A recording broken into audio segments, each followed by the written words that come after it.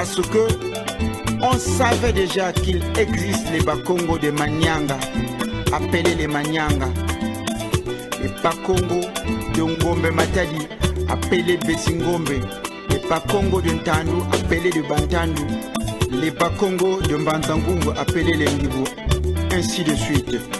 Donc, cette langue de Boko serait appelée peut-être Kiboka. Boko, c'est l'appellation Kiboka transformée par le blanc. Il n'existe pas une langue unique appelée Kikongo. Toutes les langues de Congolien s'appellent Kikongo.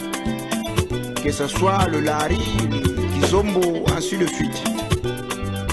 Les Bakongo, c'est une tribu qui est constituée par plusieurs ethnies.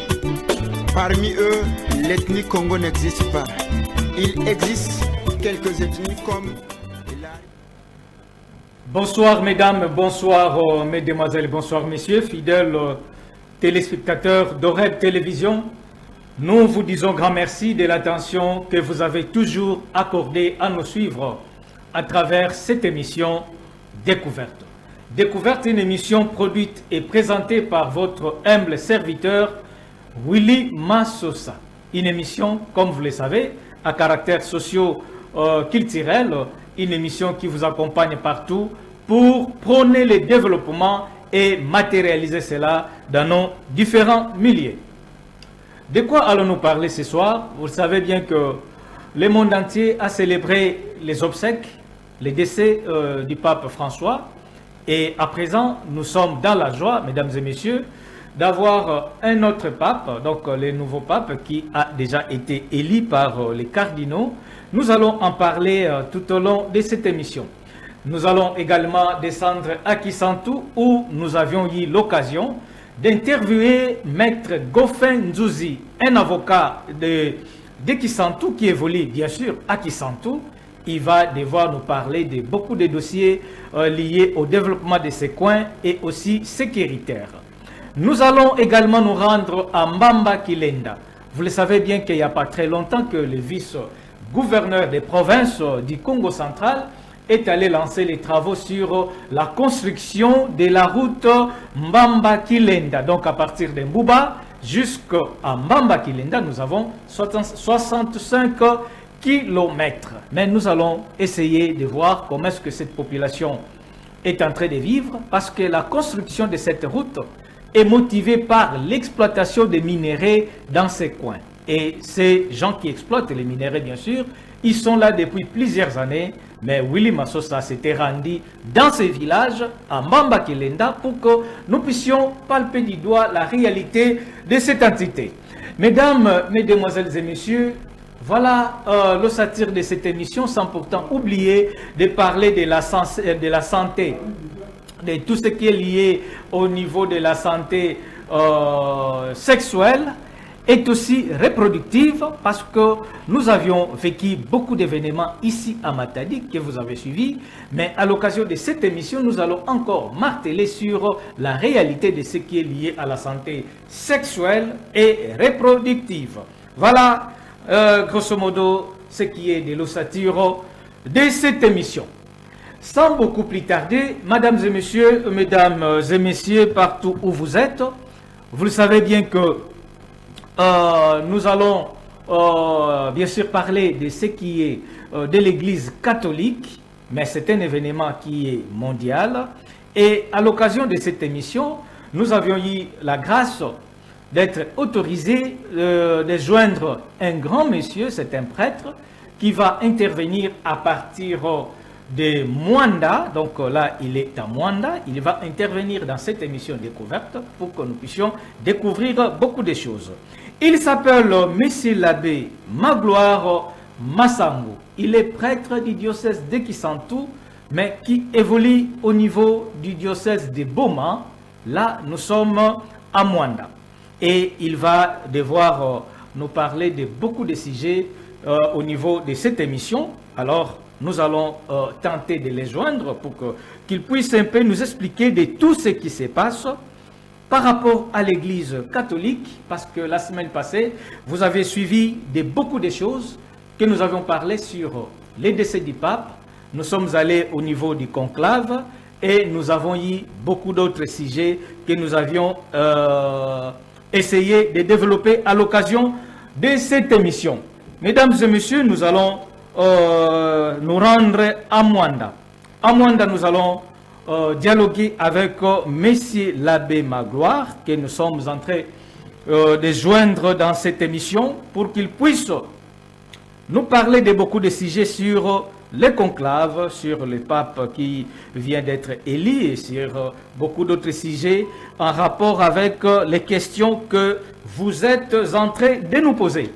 Nous sommes en ligne déjà avec Monsieur l'abbé Magloire Massangou qui est en train de nous suivre à partir de Mwandaville. Bonsoir Monsieur l'abbé.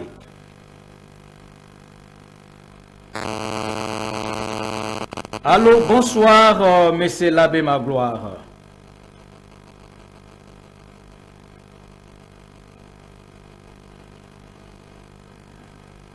Allô, bonsoir Monsieur l'abbé. Oui, mesdames et messieurs, nous avons un petit problème lié au niveau de la technique, mais nous espérons que c'est une chose qui va bientôt être résolue. Donc, je vous ai dit que nous avions beaucoup de dossiers au niveau de l'Église catholique. Le monde entier a célébré ces élections au niveau de l'Église catholique, au niveau du Vatican. Et voilà, Monsieur l'abbé, il est encore en ligne. Bonsoir, Monsieur l'abbé. Bonsoir, Monsieur le ministre. Ah, voilà. Donc, Monsieur l'abbé, vous êtes en direct à partir de Mwanda. Comment allez-vous à Mwanda? Oui, Dieu fait grâce, nous allons bien. Oui, Monsieur l'abbé, nous avons beaucoup de dossiers qui nous intéressent. C'est ce qui a poussé que nous puissions vous joindre ce soir en direct dans cette émission Découverte. Pourquoi le monde entier s'intéresse à ces élections qui ont eu lieu sur la désignation du pape, Monsieur l'abbé? Merci pour la question. D'abord, notre Église, l'Église catholique, a une grande joie et remercie le Seigneur pour les dons, les grands dons à son Église, le Saint-Père Léon XIV, élu depuis le 8 mai 2025 à 18h08. D'ailleurs, vous voyez les chiffres là. Oui. 8 mai, 18h08. Les chiffres 8 se répètent. Donc c'est Voilà, significatif. Ces nous chiffres-là sommes est significatif. Pardon? Ces chiffres-là est significatif, les 8 là. Oh non, bon, c'est pas significatif, il n'y a pas une signification spéciale à donner, mais pour moi, cette coïncidence-là m'interpelle. Oui, C'est une grâce. oui. Je disais donc, sa sainteté, le pape, est un serviteur des serviteurs. Et il a une grande mission, une mission universelle, c'est-à-dire non seulement serviteur de plus d'1,5 milliard de catholiques à travers le monde, Oui, mais plutôt serviteur de tous les humains, hommes et femmes, à travers le monde. Et d'ailleurs, catholique signifie universel, Mokili Mobimba. Voilà pourquoi cet événement intéresse tout le monde et le monde entier. Vous avez suivi et vous continuez à suivre. C'est à la une. Le monde entier est dans l'effervescence. Réseaux sociaux, journaux, émissions abondent à ces sujets. Donc, c'est cela la raison que je peux donner, parce qu'il joue un rôle crucial dans le monde, non seulement un rôle spirituel, mais dans tous les aspects de la vie, dans Oui. la vie intégrale. oui, Monsieur l'abbé, pourquoi il n'y a pas encore de pape africain ou bien-il, est-ce qu'il y a eu déjà un pape africain? Oui, parmi les 267, parce que nous sommes au 267e pape, pape Louis XIV, l'Église a connu trois papes africains de naissance. Il s'agit, si je peux les nommer, il s'agit de Saint Victor Ier au XIIe siècle. Oui. Donc il a été évêque, pape de 189, c'est le deuxième siècle. 189 à 199, il a fait 10 ans. 10 ans, oui. Et le second, c'est Saint Miltiade II. Oui. Qui a été pape au 4e siècle, presque dans son début. Oui. Il a été pape de 311 à 314. Il a fait seulement 3 ans. Oui. Victor est un Tunisien. Alors, le troisième, c'est Saint Guélage Ier. Oui. Il y en a eu un second plus tard. Au 5e siècle, de 492 à 496. Il a fait 4 ans comme évêque. Voilà, donc il y a eu déjà 3 papes.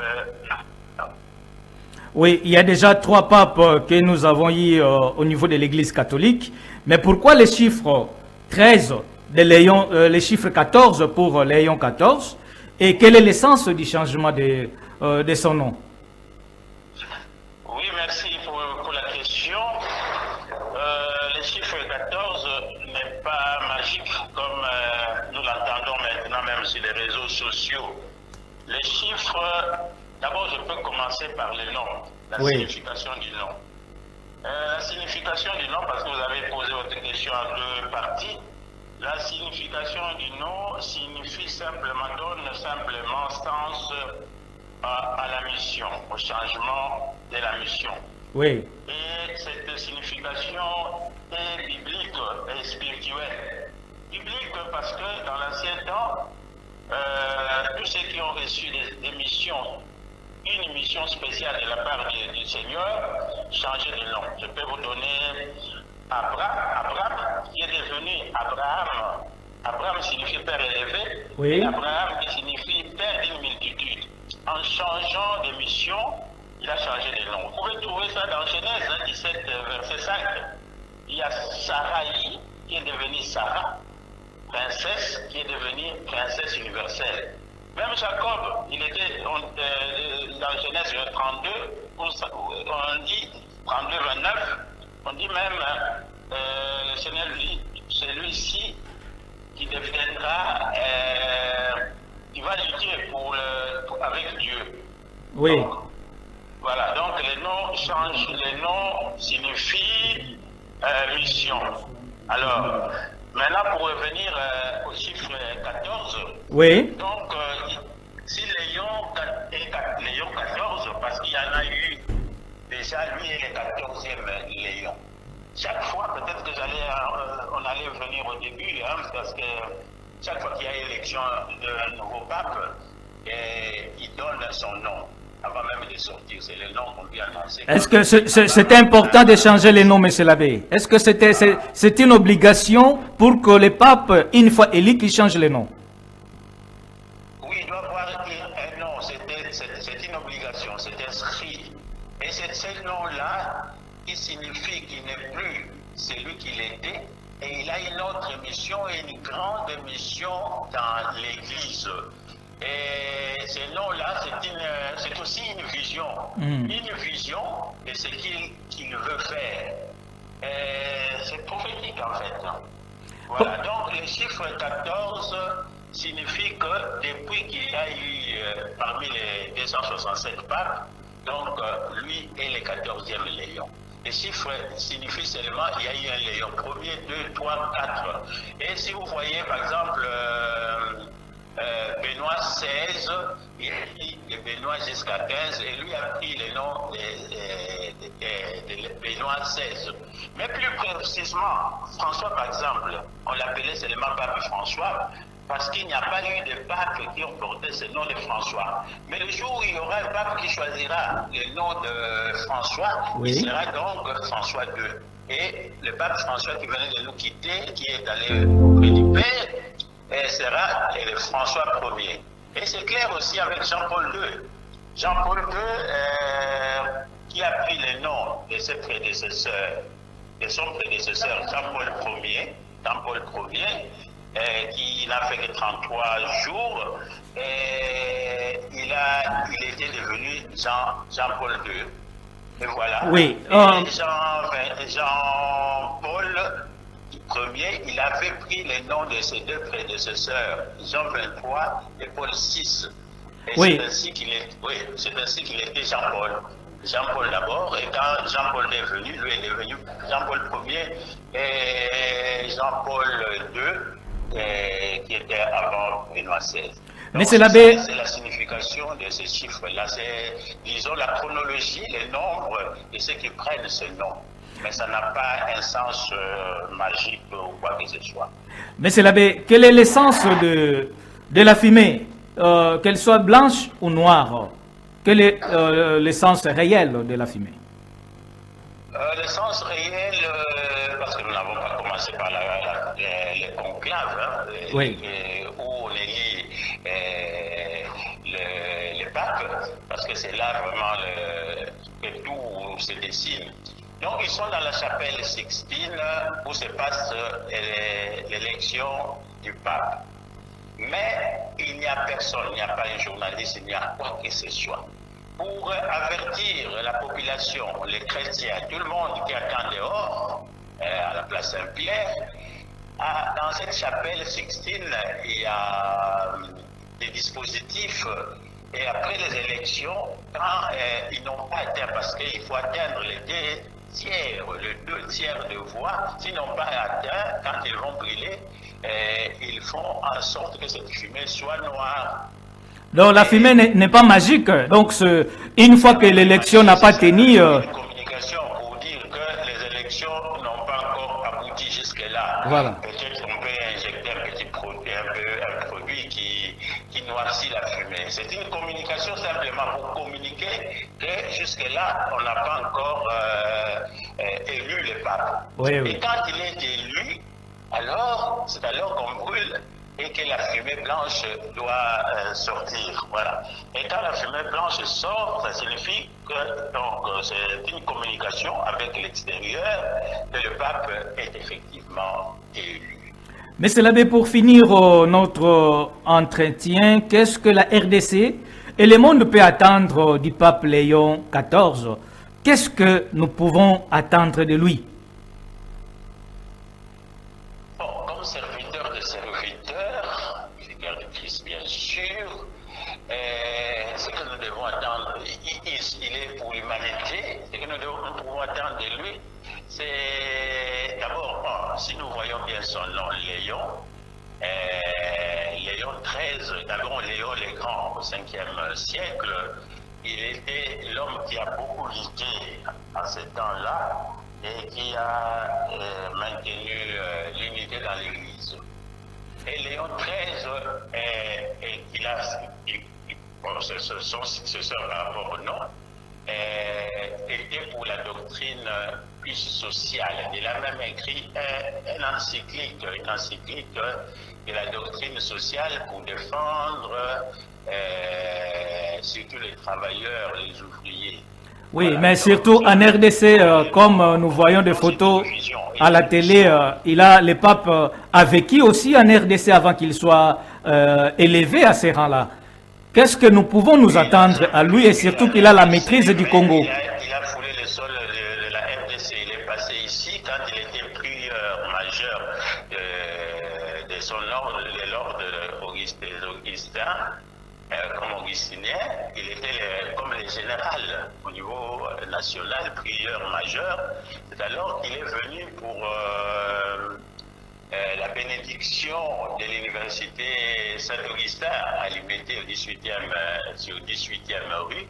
Et puis de là, il est allé à Dungu, dans les bas Jouélé. Et de là, il est parti à Nairobi. Donc, il connaît Kinshasa, il est passé par Kinshasa. Il y a des photos, j'ai vu une photo que tu as affichée là-bas, nous n'avons pas de courant malheureusement, je ne sais plus vous suivre. Donc, il a déjà été en RDC. Voilà, Monsieur l'abbé, quel est votre mot de la fin à l'occasion de cette émission, et surtout qu'il soit catholique ou non catholique, nombreux sont devant la télé et vous écoutent.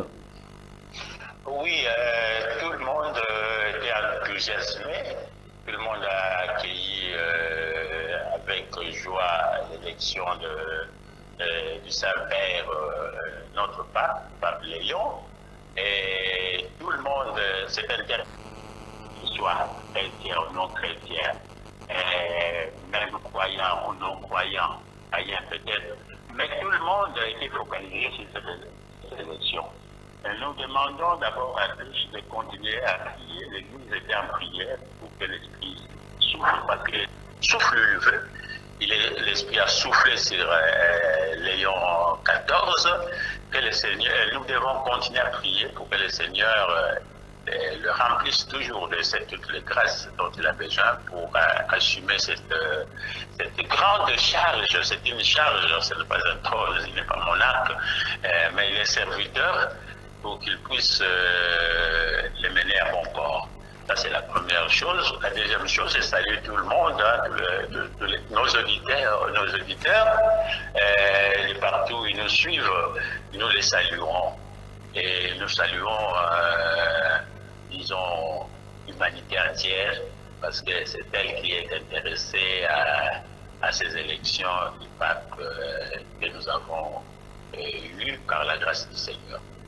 Monsieur l'abbé, nous vous disons grand merci et à nous revoir dans nos prochaines émissions. Oui, je termine en te remerciant plus particulièrement d'avoir voulu m'associer à cette émission. Et remercier aussi la télévision REB qui nous a permis de nous faire entendre à travers le monde. Merci. Merci beaucoup. Mesdames et messieurs, à titre de rappel, nous étions au téléphone avec monsieur l'abbé Magloire Massangou. Il est prêtre du diocèse de Kisantu, mais qui est attaché au diocèse de Boma et qui évolue à Mwanda. Donc là, il nous a donné beaucoup d'éléments à partir de Mwanda ville. Nous allons cette fois-ci respirer avec cet élément du lancement par le ministre provincial de la Santé, son Excellence Ovid Yobila, du projet WISH, Afrique centrale et Afrique de l'Ouest, sur la santé sexuelle et reproductive, notamment ici dans notre province du Congo central. À vous la régie. Il s'est tenu ce mardi 6 mai 2025 à l'hôtel Ledia dans la ville portuaire de Matadi, le lancement du projet WISH. Un sincère remerciement s'adresse également à tous ceux qui sont venus répondre à notre invitation, particulièrement au partenaire MSI qui s'est joint aux efforts conjugués du gouvernement pour accélérer l'accès aux services de soins de santé sexuelle et reproductive. À noter que le projet WISH est un programme de l'État britannique basé sur la santé sexuelle et productive dont la province du Congo central est bénéficiaire de plus d'$1 million pour son accompagnement. Le directeur pays de MSI, le docteur Patrick Djemo, a dans son mot de circonstance remercié la division provinciale de la santé ainsi que tous les partenaires impliqués pour la réalisation de ces projets.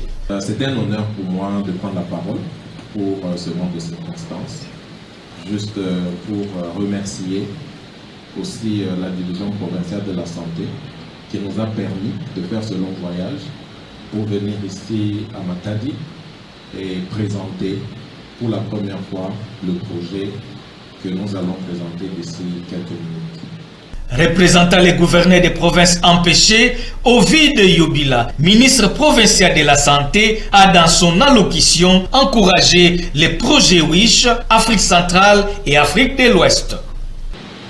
Distingués invités, mesdames et messieurs, comme nous le savons tous, la santé de la mère et du nouveau-né est primordiale dans l'atteinte de la couverture santé universelle, qui a franchi une étape historique par la mise en œuvre du programme de gratuité des soins liés à la grossesse, l'accouchement et le suivi du nouveau-né jusqu'à 28 jours, lancé il y a plus de 2 ans à Kinshasa par son Excellence Monsieur le Président de la République, Félix Antoine Tshisekedi Tshilombo, à qui je rends un hommage déférent. Son Excellence Monsieur le Gouverneur des provinces, Kwanga Maswangi Bilolo Grace, que je représente ici, et tout son gouvernement provincial du Congo central soutiennent les interventions de santé publique et de la lutte contre la mortalité maternelle, néonatale et infantile. le gouvernement de la République démocratique du Congo a inscrit la planification familiale parmi les interventions prioritaires à haut impact pour réduire la mortalité maternelle et infantile. C'est dans cette logique que nous accueillons avec enthousiasme le lancement du projet WISH. De notre côté, le gouvernement provincial, à travers son ministère de la Santé, veillera sur la mise en œuvre efficace de ces projets pour le bien-être de notre population. Si je déclare ouverte la réunion de présentation du projet WISH dans la province du Congo central. Commencé à 11h, les travaux se sont clôturés à 16h par son Excellence Ovid Yubila, ministre provincial de la Santé.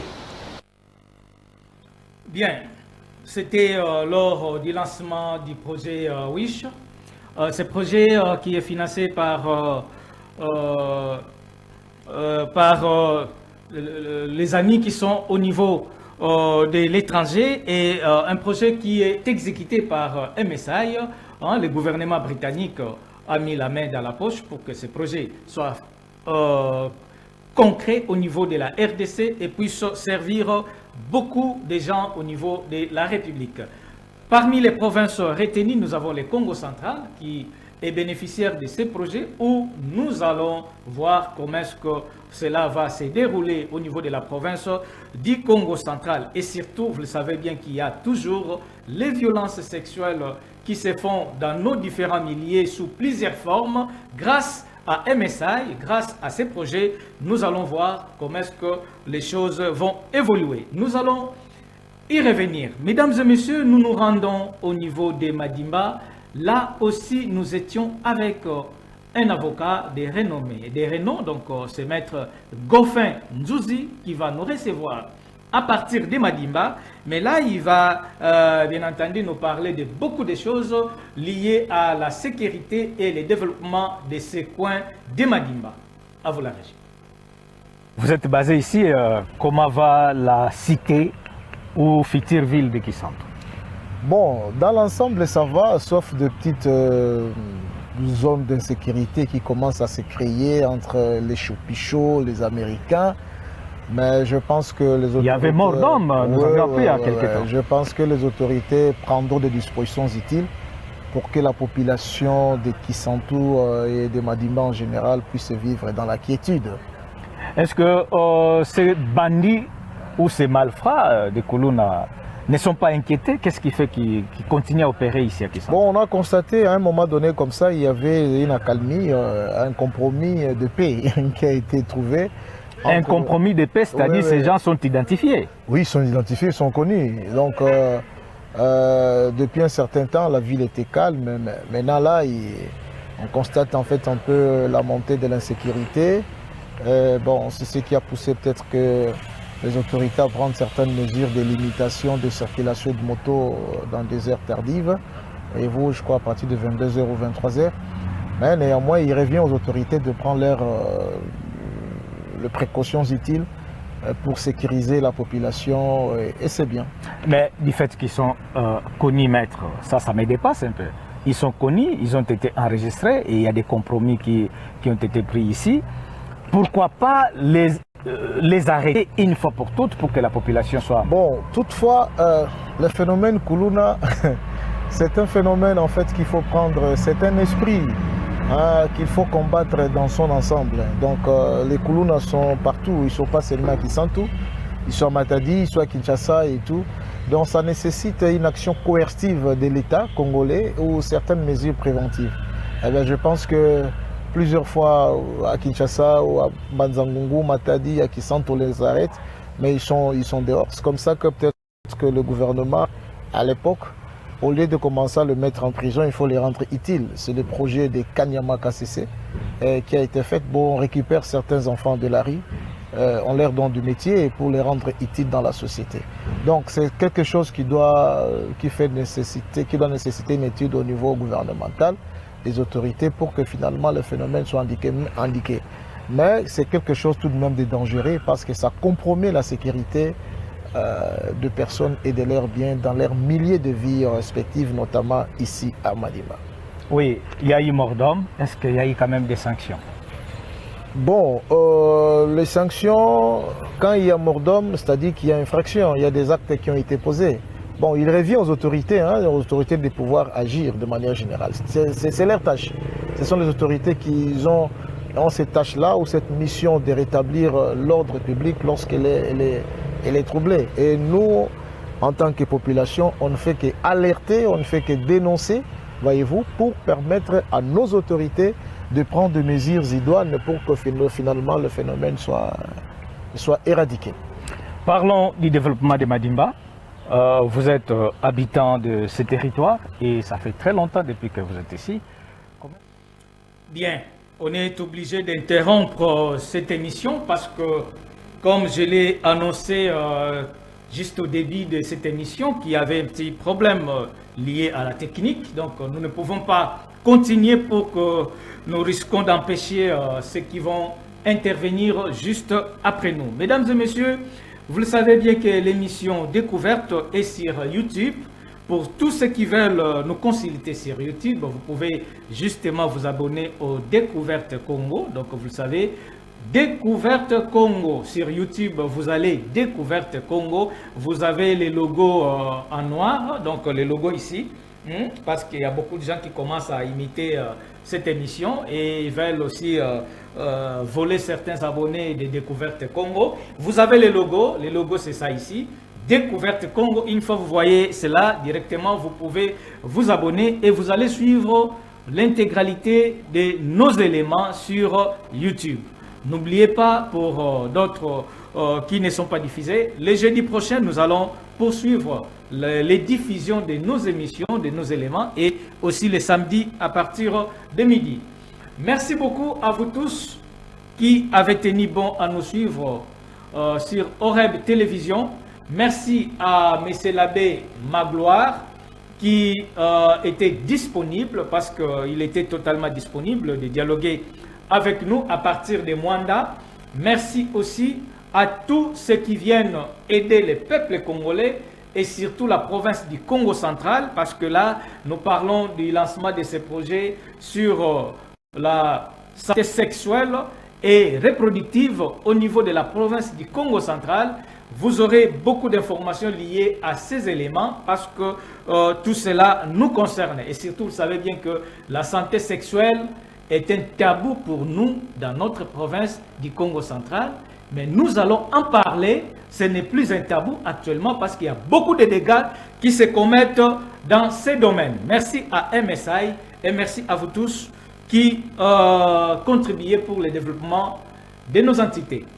Grand merci à Edison qui est du côté de la régie et merci à vous tous qui avez tenu bon à nous suivre. Merci au consul du Libéria, M. Stanley, qui nous suit également. Merci beaucoup à vous tous qui êtes au niveau de Lubumbashi, qui êtes en train de suivre cette émission. Merci aussi à tous ceux qui sont à l'étranger. L'émission Découverte est diffusée de partout grâce à Oreb Télévision, diffusion 378 du bouquet Canal Plus. Merci beaucoup et portez-vous bien. Au revoir.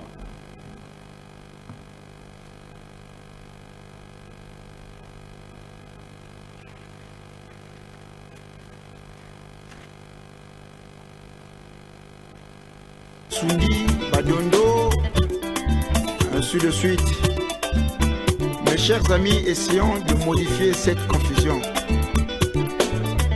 Le Lari est Teke, c'est l'habitant de Ntiaki. Le Lari est Congo, c'est l'habitant du Poul et du Bas-Congo de la RDC. Le Teke, c'est une tribu constituée par plusieurs ethnies, telles que Bafuru, Bakukuya, Bangangulu, etc. En réalité, avant l'investiture Teke, le cœur du Poul était habité par les Pygmées, autrement appelés les Bangantiers. Les Teke provenant du Centrafrique envahissent les Pygmées, entraînent la colonisation des Pygmées par la langue Teke.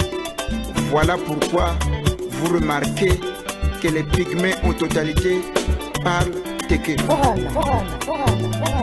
En fait, à la base du Poul, le pygmée envahi par le Téké et en finalité le Téké envahi par le Lari et le Soudi, qui sont les Bakongo du royaume Congo. Donc le Lari est Soudi, pas Téké. Le royaume Téké, Luango et autres apparaissent plus tard après la dislocation du grand empire de Congolien Totela, qui remonte au XIIe siècle avant la pénétration de Diego Cao au XVe siècle.